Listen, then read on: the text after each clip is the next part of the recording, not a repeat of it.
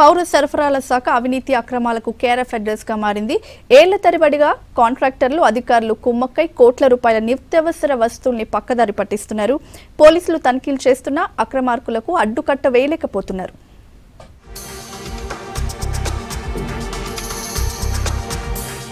రాష్ట్రంలో ప్రజా పంపిణీ వ్యవస్థ అక్రమాలకు అడ్డాగా మారింది.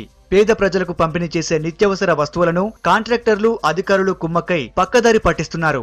పౌర సరఫరా శాఖలో ఏళ్ల తరబడి పాతుకుపోయిన కాంట్రాక్టర్ల కారణంగా ప్రభుత్వం వేల కోట్ల రూపాయల ఖర్చు చేసుకుంటున్న వస్తువులు పేదలకు అందకుండా పోతున్నాయి.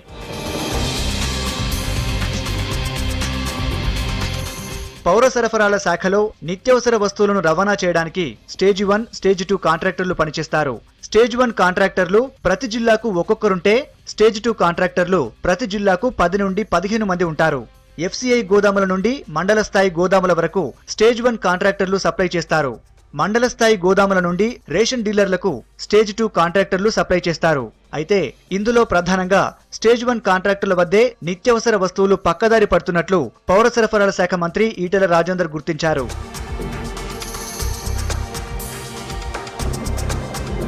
కొన్నేళ్లుగా సాగుతున్న స్టేజ్ 1 కాంట్రాక్టర్లే అధికారులతో కుమ్మక్కై టెండర్లు దక్కించుకుంటున్నారన్న ఆరోపణలున్నాయి. కొత్త వారికి ఛాన్స్ ఇవ్వకుండా గ్రూప్ సిండికేట్ రాజకీయాలు నడిపి పౌర సరఫరాల శాఖలో పాతుకుపోయారు. కాంట్రాక్టర్లు అధికారుల జాయింట్ బిజినెస్ పై మంత్రి ఈటెల కూడా సీరియస్ గా ఉన్నట్టు తెలుస్తోంది.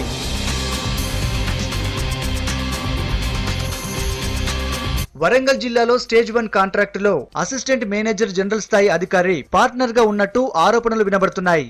ఏదైనా కేసులో ఓ వ్యక్తిని బ్లాక్ లిస్ట్ లో పెడితే అతని కొడుకులు బంధువులు టెండర్లు దక్కించుకున్నట్లుగా తెలుస్తోంది. మరికొన్ని జిల్లాల్లో అధికారులే స్లీపింగ్ పార్ట్నర్స్ గా ఉన్నట్లు సమాచారం. ఇలా ఏళ్ల తరబడిగా పౌర సరఫరాల శాఖలో అధికారులు కాంట్రాక్టర్లు కుమ్మక్కై కోట్ల రూపాయల విలువ చేసే నిత్యావసర వస్తువులను పక్కదారి పట్టిస్తున్నారు.